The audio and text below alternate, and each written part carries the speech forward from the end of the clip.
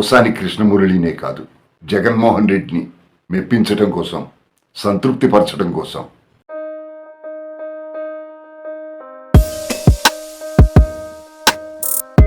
రాజకీయాలకు good bye చెప్పాను, ఇకపై రాజకీయాలు మాట్లాడను అని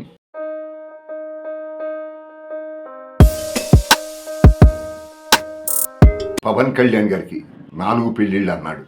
అలాగే చంద్రబాబు నాయుడు పవన్ కళ్యాణ్ని బండబూతులు తిట్టాడు, చంద్రబాబు నాయుడిని బండబూతులు తిట్టాడు, నారా లోకేష్ని బండబూతులు తిట్టాడు.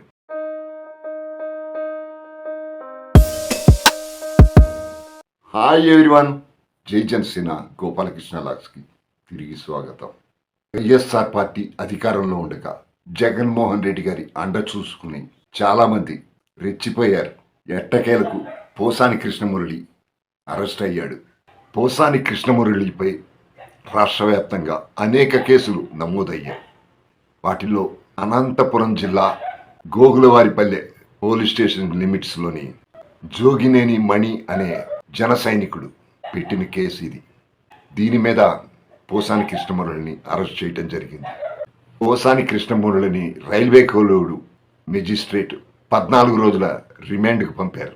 జగన్మోహన్ రెడ్డి అండ చూసుకుని పవన్ కళ్యాణ్ గారి మీద, చంద్రబాబు నాయుడు గారి మీద, లోకేష్ గారి మీద నోటికి హద్దు అదుపు లేకుండా ఇష్టం వచ్చినట్లు శృతి మించి మరీ మాట్లాడాడు. అసభ్య పదజాలం, వల్గర్ లాంగ్వేజ్ ఉపయోగించాడు. అధికారంలో ఉంటే ఎలా పడితే అలా మాట్లాడవచ్చా? ఇప్పుడు ఏమైంది? ఒక్క పోసాని కృష్ణమురళినే కాదు, జగన్మోహన్ రెడ్డిని మెప్పించడం కోసం, సంతృప్తిపరచడం కోసం వైసీపీ ఎమ్మెల్యేలు అసెంబ్లీలోనూ ఇలాగే బిహేవ్ చేశారు. బయట వాళ్ళ పార్టీ నాయకులు కూడా ఇలాగే బిహేవ్ చేయటం మనందరం చూసాం. మరి కేసులు ఎదుర్కోక తప్పదు కదా. ఇలా పోసాని కృష్ణమురళిలాగా మాట్లాడేవాళ్ళు వైసీపీలో ఇంకా ఎంతోమంది ఉన్నారు.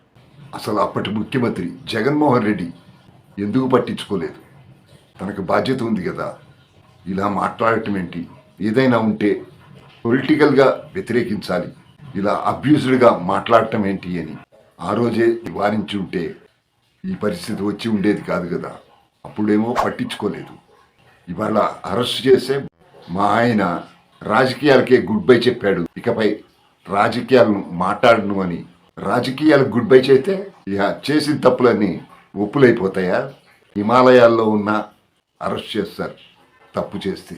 రాజకీయాలకు గుడ్ బై చెప్పాను, ఇకపై రాజకీయాలు మాట్లాడను అని తప్పించుకోవాలని చూస్తే మీరు భయపడుతున్నారు అని అర్థం. అంతేగాని తప్పు ఒప్పైపోదు. చట్టం తన పని తాను చేసుకుపోతుంది. పోసాని కృష్ణమురళి, రామ్ గోపాల్ వర్మ, శ్రీరెడ్డి ఇలాంటి వాళ్ళంతా అసభ్యకరంగా కూతులు తిట్టారు. వీళ్ళంతా గత ప్రభుత్వం అండదండలు చూసుకుని పవన్ కళ్యాణ్ గారి, చంద్రబాబు నాయుడు గారిని, నారా లోకేష్ గారిని తిట్టారు. వల్గర్ లాంగ్వేజ్ ఉపయోగించారు. ఈ వల్గర్ లాంగ్వేజ్ చెప్పిన వాళ్ళకి మంచి గుణపాఠం నేర్పాలి, సంస్కారం నేర్పాలి. వీళ్ళందరికీ నాయకత్వం వహించింది జగన్మోహన్ రెడ్డి. జగన్మోహన్ రెడ్డి మొదట ఈ నీచ సంస్కృతికి శ్రీకారం చుట్టాడు. జగన్మోహన్ రెడ్డికి నాయకులను రాజకీయంగా కాకుండా వ్యక్తిగతంగా ఎదుర్కోవటం వెన్నతో పెట్టిన విద్య.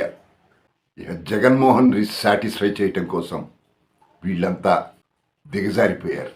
ఇక పోసాని కృష్ణమురళి, ఈయనైతే ఏకంగా పవన్ కళ్యాణ్ గారి రాజకీయ విధానాలు మీకు నచ్చ విమర్శించవచ్చు, తప్పులేదు.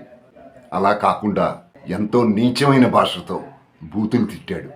పవన్ కళ్యాణ్ గారికి 3 పెళ్లిళ్ళు, 4 పెళ్ళాలు అంటూ బజారు భాష వాడాడు. ఆ బజారు మాటలు విన్న తర్వాత ఎవరికైనా పోసాని కృష్ణమురళికి గుణపాఠం చెప్పాలి అనిపిస్తుంది సహజంగానే.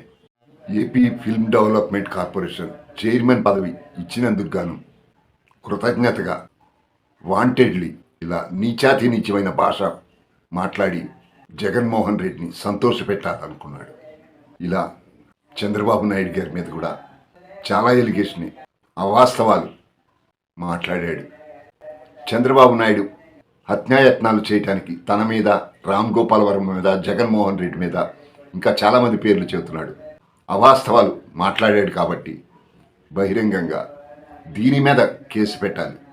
బలమైన కేసులు పెట్టలేదనే అనిపిస్తోంది. ఎందుకంటే పవన్ కళ్యాణ్ గారి మీద సాక్ష్యాలు లేని అవాస్తవాలు మాట్లాడాడు. పోసాని కృష్ణమురళి బేస్లెస్ ఆరోపణలు చేశాడు. ఉదాహరణకి స్పష్టంగా పవన్ కళ్యాణ్ గారికి 4 పెళ్లిళ్ళు అన్నాడు. అలాగే చంద్రబాబు నాయుడు వంగవీటి రంగాను చంపేయించాడు అని స్పష్టంగా చెబుతున్నాడు. జగన్మోహన్ రెడ్డిని కూడా అంతమొందించడానికి రెడీ అవుతున్నాడు అని ఆరోపణ చేశాడు. ఇవన్నీ సాధారణ విషయాలు కాదు. ఆరోపణ చేయటం, ఎలిగేషన్ చేయటం పెద్ద నేరం. ప్రూఫ్ చేయమని చెప్పాలి. వీటి మీద కేసు పెట్టాల్సింది.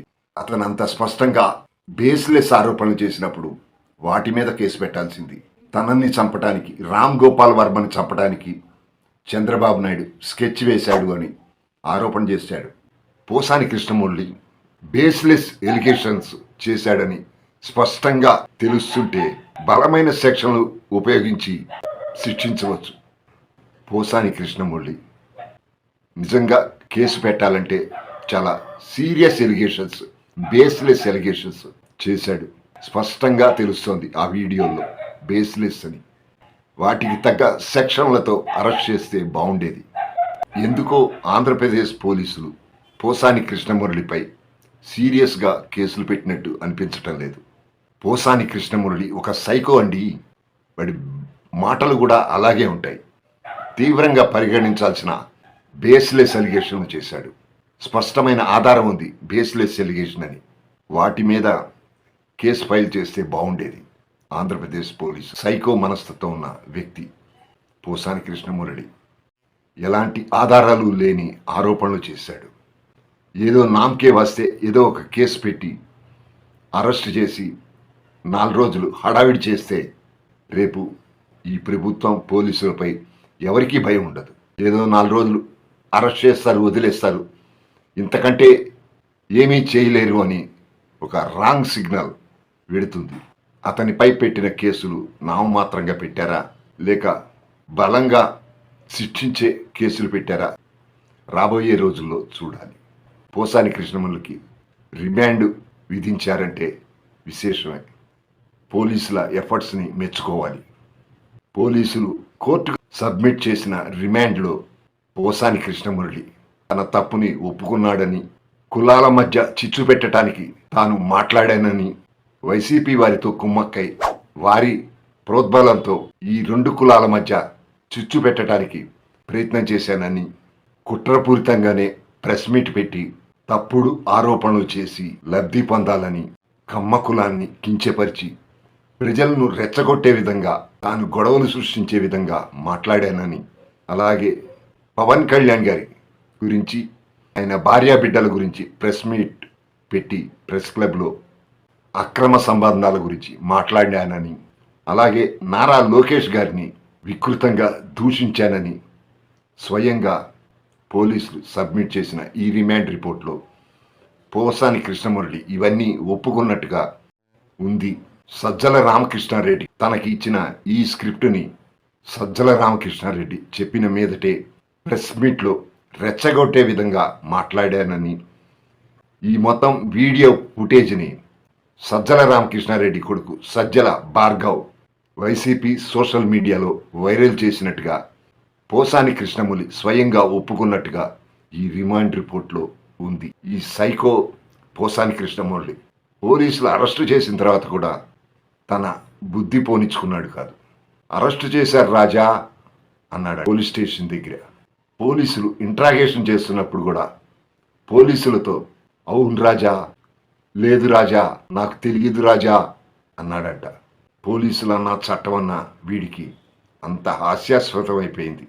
ఇక నెక్స్ట్ అరెస్ట్ చేయాల్సింది రామ్ గోపాల్ వర్మ, శ్రీరెడ్డిని. పవన్ కళ్యాణ్ని బండబూతులు తిట్టాడు, చంద్రబాబు నాయుడిని బండబూతులు తిట్టాడు, నారా లోకేష్ని బండబూతులు తిట్టాడు.